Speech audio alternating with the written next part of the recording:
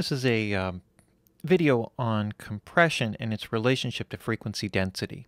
And the one comment I want to make about frequency density, because I've used this term a lot, is really what I'm focusing on here is imaging quality or the solidity of the imaging. So when I talk about frequency density, I'm talking about the density of frequencies being compact or dense enough, literally, to actually have more solidity of image in the speaker. So when you look at it, you hear more detail about it. You can sort of almost look around it as if it was a three-dimensional object coming out of your speakers. And so this solidity of imaging is important in terms of creating a mix. So this is something that you will hear when you do your mix mapping and you start to look at the basic characteristics that we go over in terms of volume and panning and effects and equalization and compression. But really it's this focus density at given frequencies that helps to give it its position in the speaker and also helps to make it focused enough or separated from other instrumentation. So essentially what ends up happening is that if you are working in a mix and you have a sound, the sound may have a certain, or you have a couple of acoustic guitars, and just to kind of give you a graphic representation here, what we really have is something that is sort of fuzzy, not really crystal clear or clean, and really what we're looking for is something that has where we want to take this same amount of energy, and of course what we'll do is we're going to take that same amount of energy and make it focused in a smaller place, so what you end up with is something that is more solid and more dense. And the basic idea is that when you're working with different instrumentation, sometimes you will want to make things sort of transparent. So if you have a certain instrumentation that's very light, you want to be able to see through it to some degree. So maybe this particular instrument, whatever it is, maybe it's a string part or something like that, sits up a little bit higher in the speakers and sits in front of an acoustic guitar that's behind it. So you may want to see through it.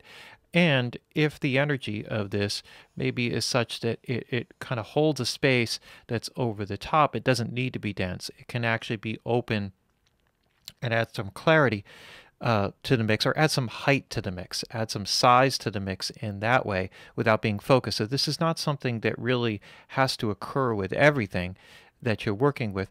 But on the other side of it, you may want to take a particular instrument, and let's just say that it's a snare drum here, and make it very solid and pointed. So you want to be able to just focus and hear that energy very clearly. So there are certain instruments that this is important. A kick drum would be another one, where you have this kick drum energy down here, and you want it to be kind of solid and coming from the speakers down there, maybe even a bit lower. And then this way, when you start to put the other instrumentation around it, if it also has that density, like maybe you really want the bass density to kind of be a bit wider and kind of work around that kick drum, but to be very dense so that they kind of work together. And this is the kind of the type of thing that I'm talking about getting at with compression.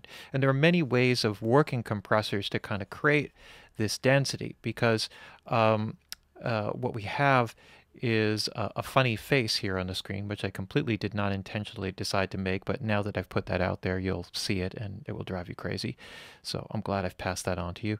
But whatever we're adding in terms of what instrumentation we place in there, we can decide sort of selectively how dense that we want it to be, where we want to place it in terms of the sonic spectrum. And so what I'd like to do here is just go over some basic things. I'm going to delete our little funny face there and talk about where we want this energy and how we kind of work with it. So generally, if I could draw something here, what we have with high frequencies, and which I'll do in the light blue here, is this this energy that raises up. So when we have density here in this high frequency range area, and this high frequency range area here is something, that is in that, kind of 10K plus, area. So we're talking about really, really high frequency. So when we have density here, we're actually adding some height, right? We're raising signals up. So we can compress aggressively in this area, or work with it if this is a low content energy to a particular sound. By compressing, we can sometimes bring up this energy.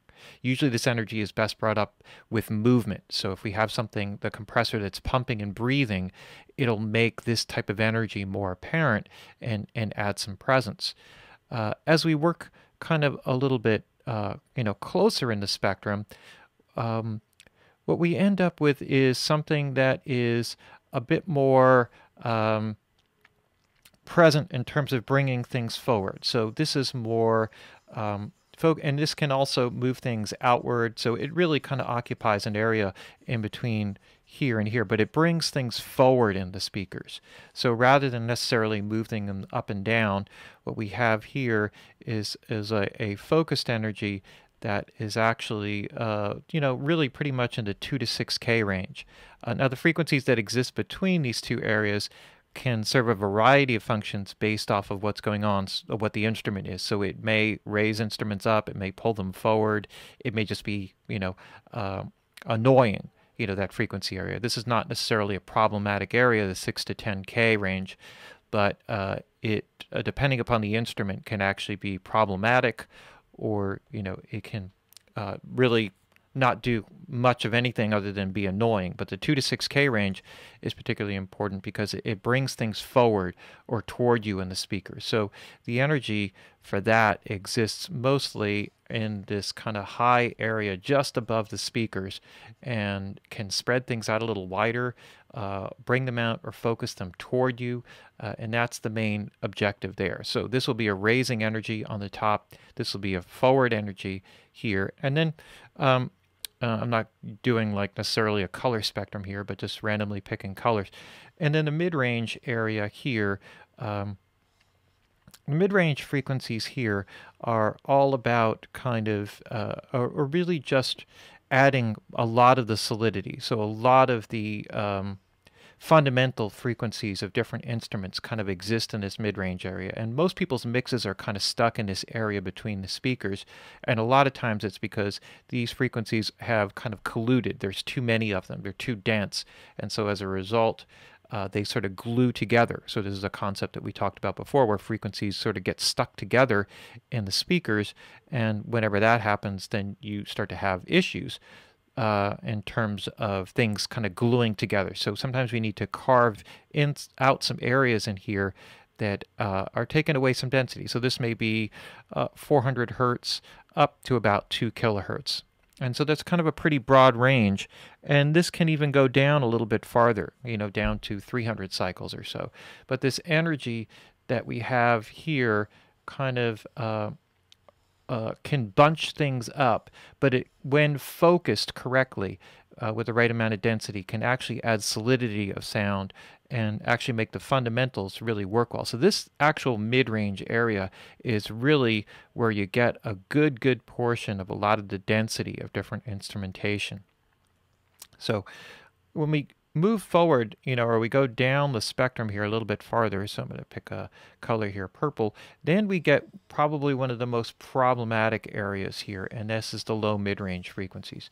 And the low mid-range frequencies are really problematic because, one, they have a tendency to suck things back in the speaker, and the density in here sometimes can actually be too much and be problematic. So sometimes, a lot of times in a mix, what we're doing is the low mid energy, we're kind of focusing out, or maybe even carving out in terms of equalization, or suppressing to some degree with compression in order to make it sort of recede backward into the speaker. So as we really work with this type of frequency area, which is, more or less, I would say, in the 150 or 180 hertz, all the way up to about the 400 hertz area, 400 hertz. And so what happens is, if there's too much density in here, it has a tendency to do two things. It will pull things up in the speakers, right? It'll pull things up into the middle of the speakers, and that's really problematic. And really what you want it to do is you want it to go back in the speakers, right? So you want this energy to reside behind. And this is a good area when you have too much density here where chorus effects are quite effective, because what you can do is you can spread or widen this energy so it's not so dense, and that helps it to recede back in the speakers. So there's some stuff there.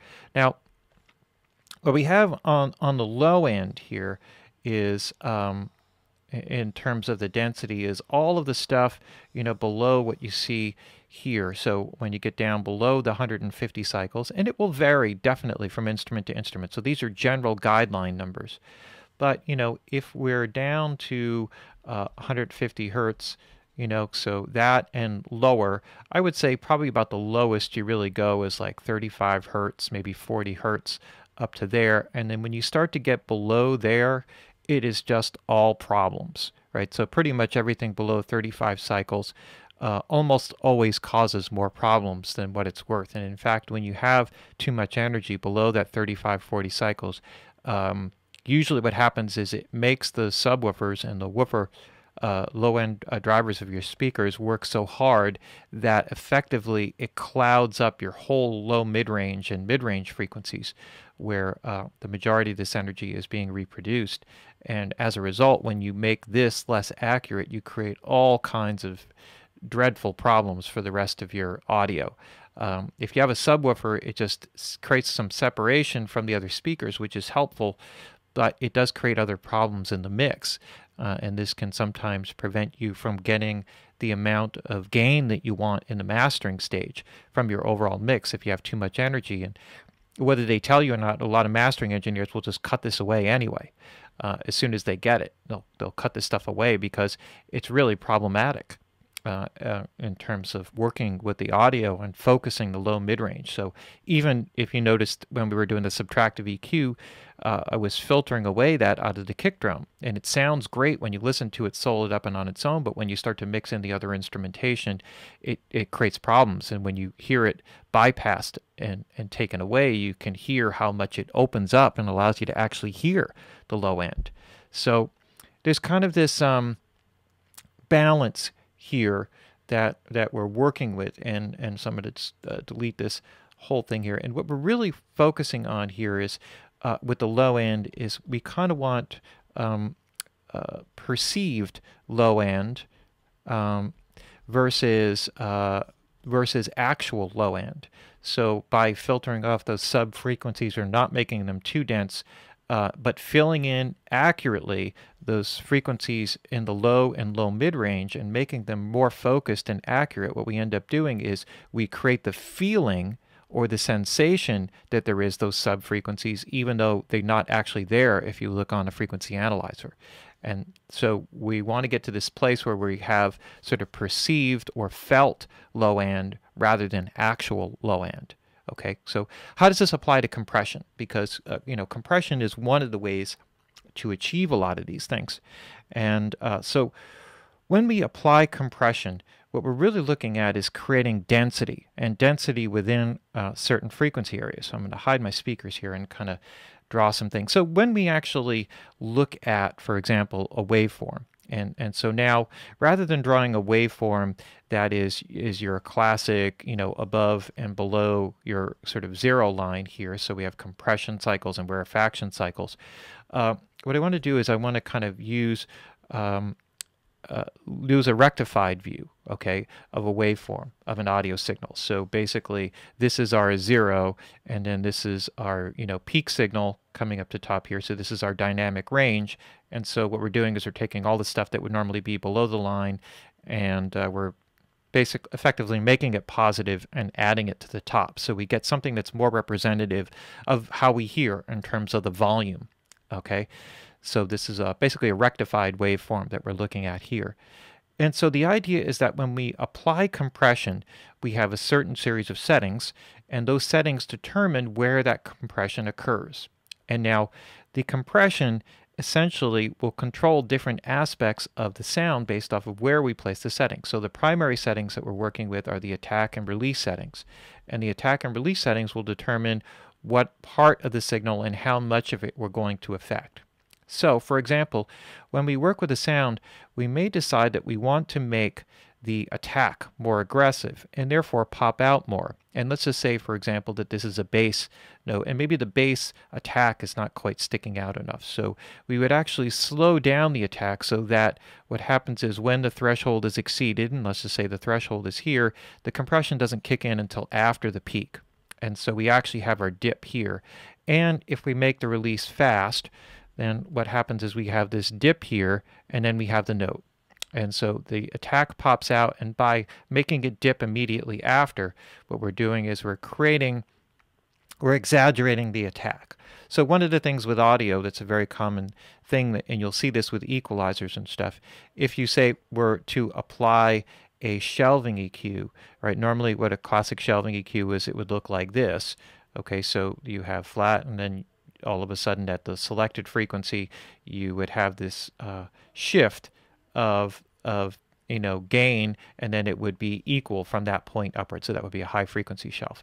But there are also ways, and there are designs, this is true of many vintage shelving EQs like the Pultecs, where what it does is it does a dip right before the boost. And sometimes there's even an exaggeration like a little bump here. And so by doing this dip before you actually have the boost, what ends up happening is you exaggerate the effect. So it sounds more aggressive at the point, at the frequency point that you're making it happen. So this is called focused energy, right? And so that's basically, this is equalization stuff. So this is a little bit off topic in terms of what we're talking about as far as compression goes.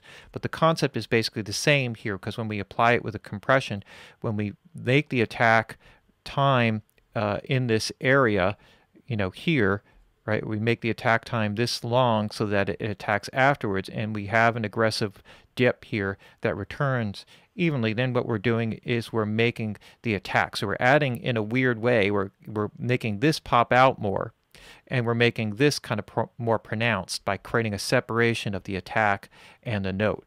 So what happens is when a sound goes up, if it has like this type of a pattern, when you don't have this separation, you don't have this, you have this sort of thing that pops up, the note that actually pops up, but the sustain is instantaneous past the note, or almost instantaneous, and as a result, you lose the effect of the attack. So this is one way of using compression to sort of, in a way, even though you're not compressing it, add density to the attack, and also to the rest of the note, right? So what you're doing is you're dipping away that creates the separation between the actual attack and the rest of the note that allows you to hear them both better. Okay, so that's one way to work with a compressor to kind of help focus the energy of something.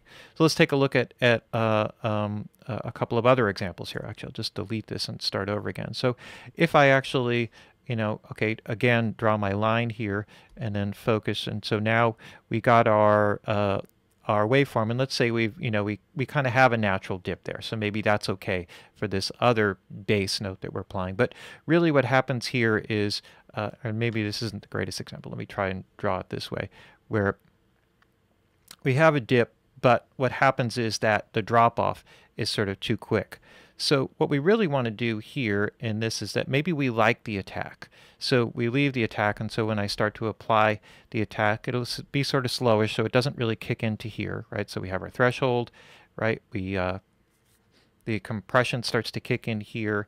There's a dip, okay? But the release time is slower.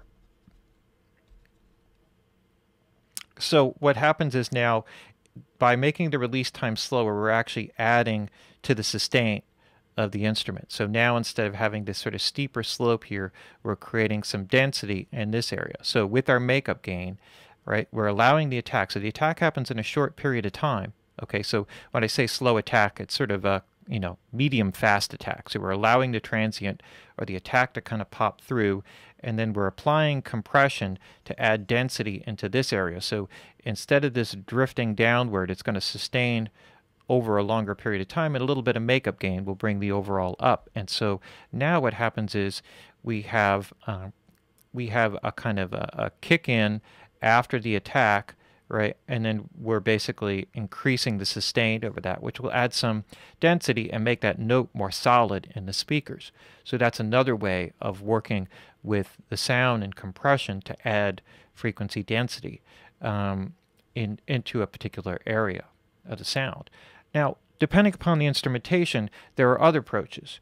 So, for example, if I go back again and create my zero line and then go back and let's say that we have a guitar sound, right? And so we have something that's more sustained.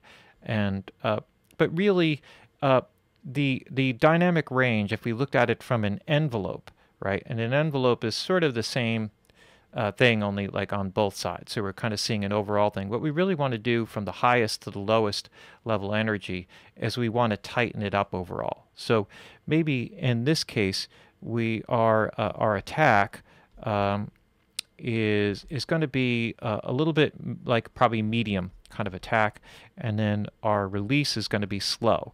So the basic idea and what we're doing here is if we have a low threshold, so essentially what we're doing is we have a low threshold and a low ratio. Then what we're doing is we're going to add density to the overall sound. So rather than focusing on adding density or aggressiveness, for example, to the attack or to the sustain of the note, what we're doing is we're going to set a low threshold here so that what happens is, and we could do it on either side of the zero, so I'm kind of going against what I was doing before, but what we're doing here is we're bringing this up closer to here, this up, or down, and we're adding makeup gain. So now the same envelope actually occurs in a smaller area, okay, on this side and on this side, and so therefore it's more dense overall. So effectively, when you look at the meter and you see the gain reduction meter going on, it may be going back and forth between 0 and -3. And one of the keys is that there is movement in the needle. So you'll need to adjust the release time and maybe make it a little bit faster, right? So it may be more of a medium release. So it's important that you have some movement and that the movement has some kind of musical value, that it's kind of moving in and out or sort of pumping a little bit with the song. Not too fast that it's so audible, but because it won't be so audible with a few dB of just a couple dB of gain reduction.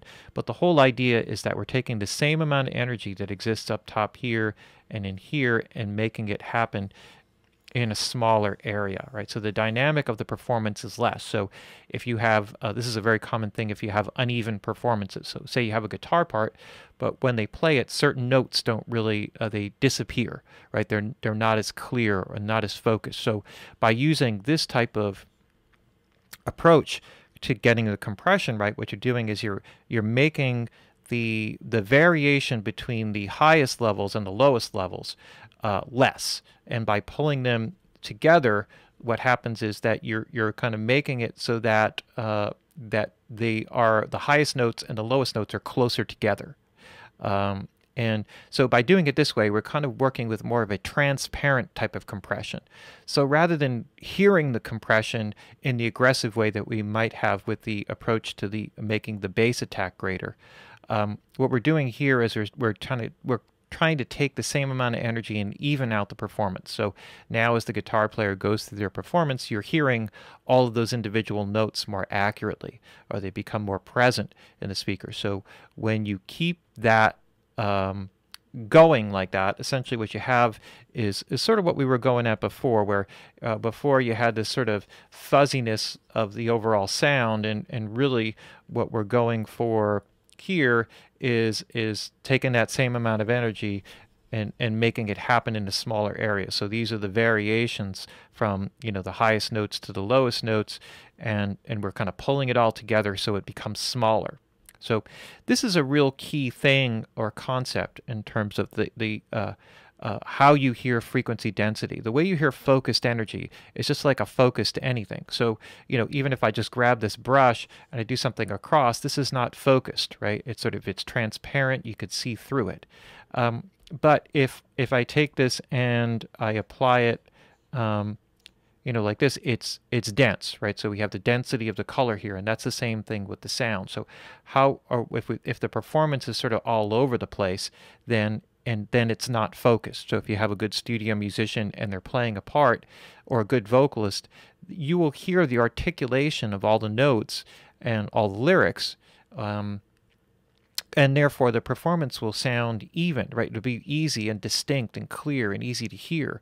But not all performances come across that way. Sometimes notes get swallowed, right? Or they don't really come out as focused and clear, but everything around them is so good they're worth holding on to. And so what you want to do is you want to add some presence to that. And there are several ways to do it. Compressors are one of the most effective ways because you can sort of set it and forget it. Another way to approach this, which is very common in the studio, because sometimes you may need to compress a vocal so much to make it that way that the vocal actually becomes too small, right? So you could take this amount of energy and fit it into here, and it's like it still has some size to it, or you could make it in here, and then it's like, oh, that's just too pointed and too focused and too small sounding. And there are other factors which help to add to the size when you get into effects. But one of the issues with compression and using compression entirely to control the density of something is that you can overuse it very easily, and then it becomes problematic on the other side. So there's a balance between how you apply the compression and the other effects to achieve the net result that you're looking for. Because one way that you can make this sound bigger or take this is not necessarily to just work with this. So let me kind of draw it in another way here, if I will. And let's just say that you have, this sort of swath of energy that makes up, the sound of a voice, okay? And so what we have here is we have some, low mid energy, which is the fundamental. We have some pointed energy, which is the articulation, or, the 2 to 6K range that gives us the focus of the voice. And then there's a little bit of high frequency energy that's maybe not so dense, right? So that's kind of spotted around here, okay? And then there's some sub energy. So when we go in and we work with some of the different tools that we have, we're going to kind of cut off some of this stuff over here, right? So we want to kind of eliminate this area here. So we go in with our filter and we just say, okay, let's just get rid of that low frequency stuff. And then we can apply the compression in such a way where what we do is we take this and I say, all right, we really want some density in here, we want some density in here, and we want some density up top here. And therefore, by doing this, by adding the density in these particular places, then what we're doing is we're creating some size while adding some density in here. So, of course, you're asking, it's like, well, how the hell did I do that? And there's many ways to do it. One way is to use a multiband compressor. And by using the multiband compressor, what we're doing is we're separating. So we have crossover points that allow us to compress this frequency area separately from this frequency area, separately from this frequency area.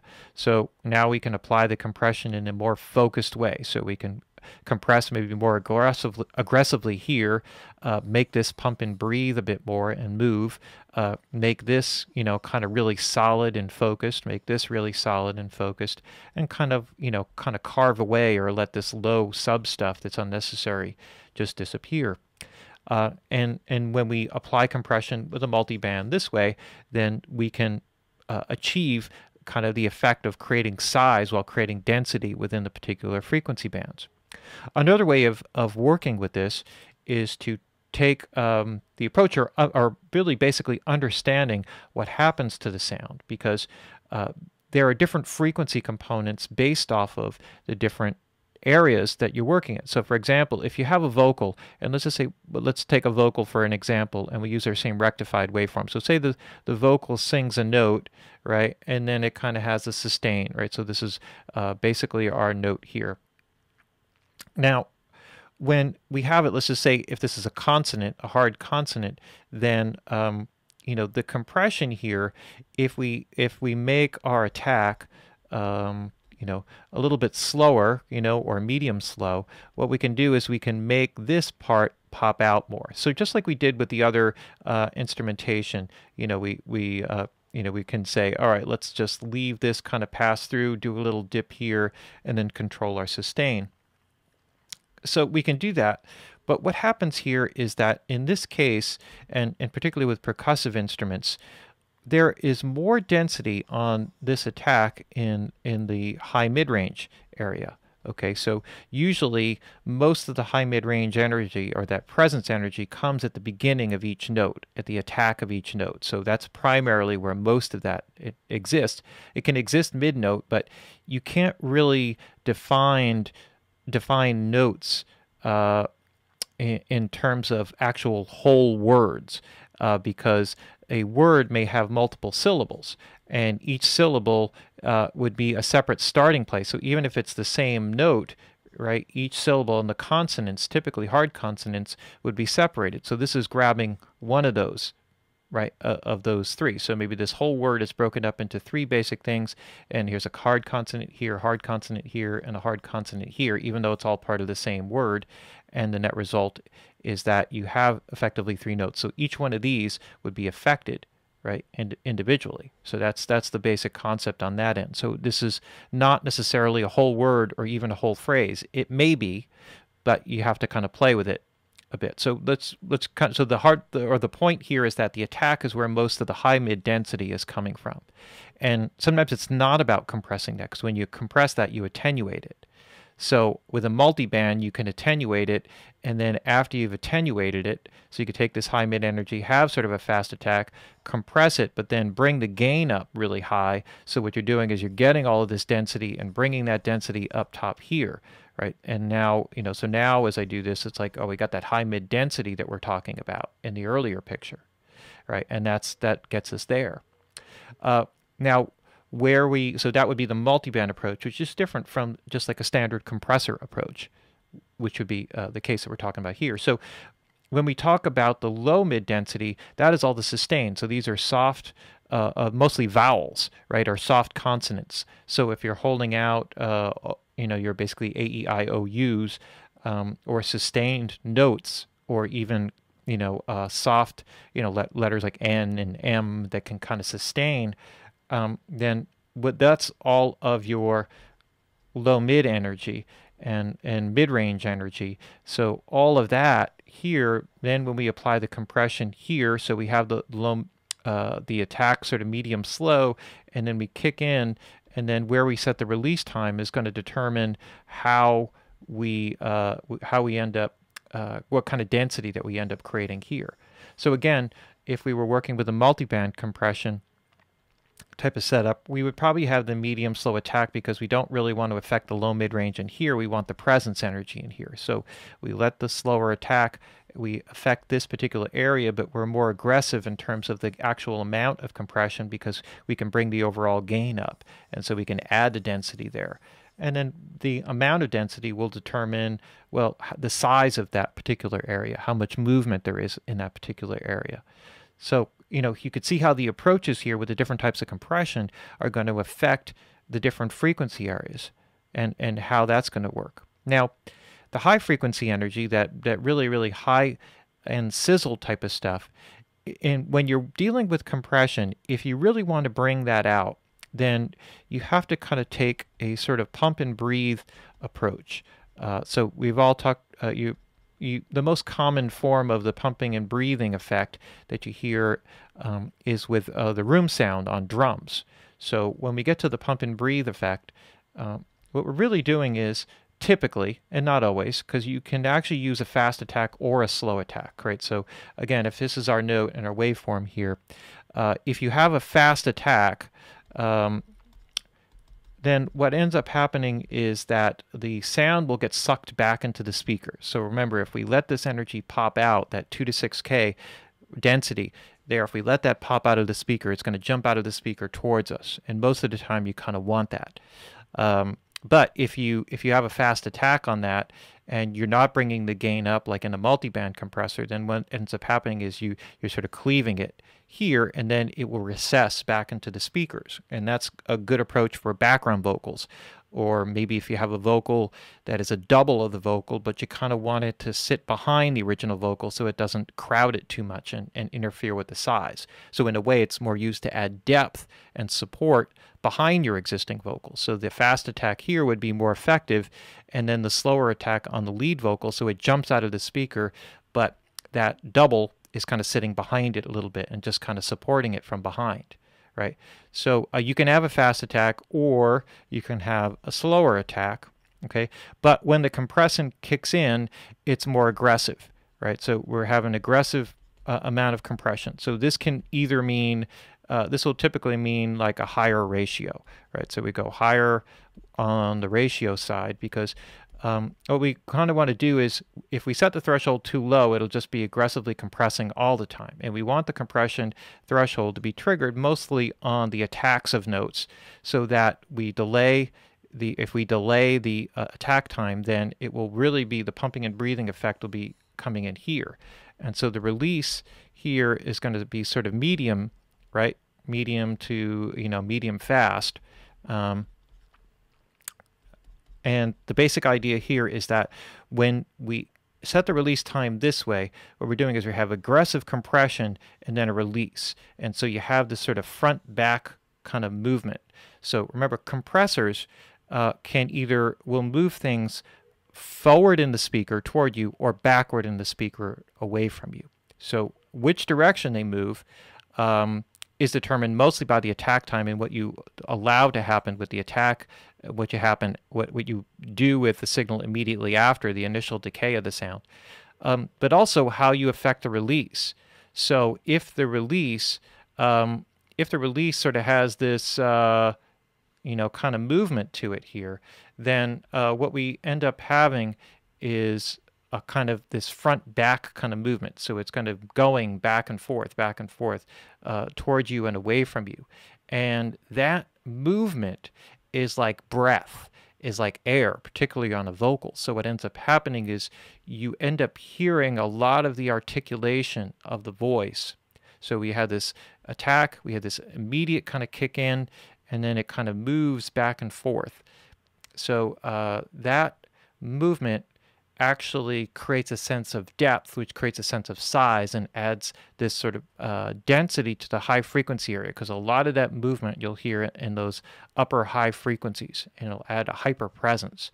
Because what happens is, particularly in a voice, and one of the reasons why when you record to a voice, people kind of want, if you have a microphone, you want the person to sing, as close to, if the diaphragm is inside the microphone here, so to say that's just the capsule of the microphone, right? You have your screen or whatever here, and the capsule is sort of seated inside here. You want the person to be singing as close to it as possible so that it's picking up all of the articulation, or as much of the articulation, without creating any kind of boominess or popping or anything of those types of effects. So that's part of the reason why people do that and have the person so close. If they're singing too loud, that could be a problem in terms of the diaphragm collapsing. So that can be an issue. But when the person is actually close up to the microphone, you're getting more of the articulation. And the farther away they are, the less articulation or the less detail that you get. So I'm talking about like the tiniest of little bits of sounds, like the lips.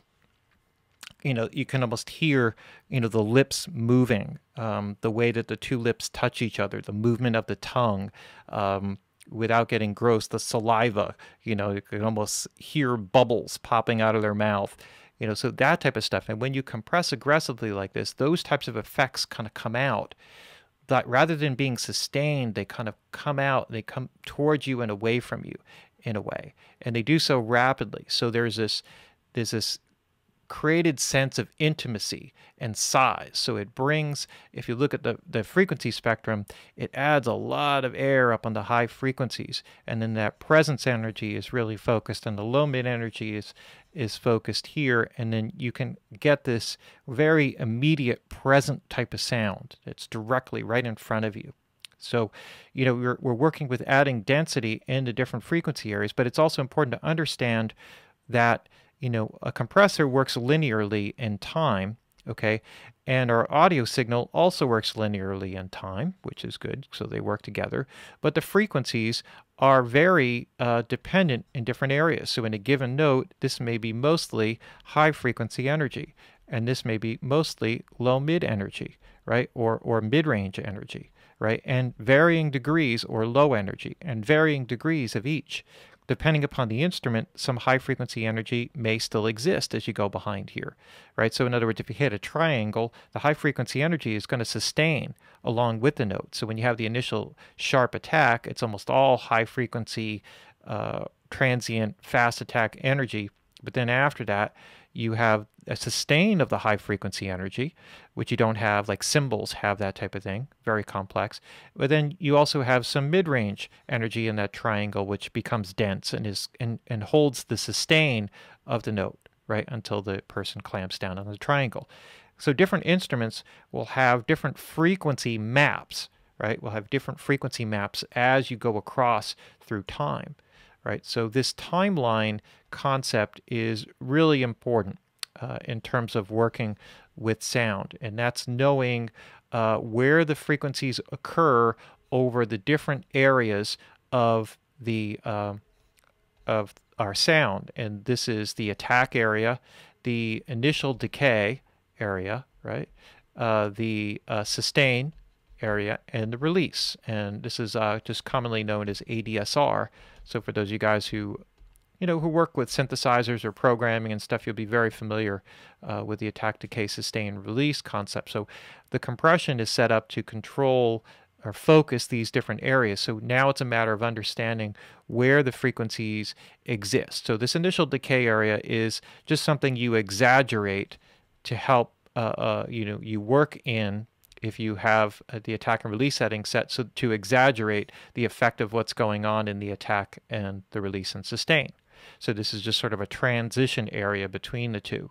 So you could work with the compression. You could work more delayed in this area with the compression. And so if the frequencies of that particular instrument need its focus here, then you will work that way. And if it needs its focus on the release to sustain it longer, you can really delay the attack of it and have it work, kind of kick in gradually and hold out that sustain so that the release doesn't quite happen, or it happens at a later time.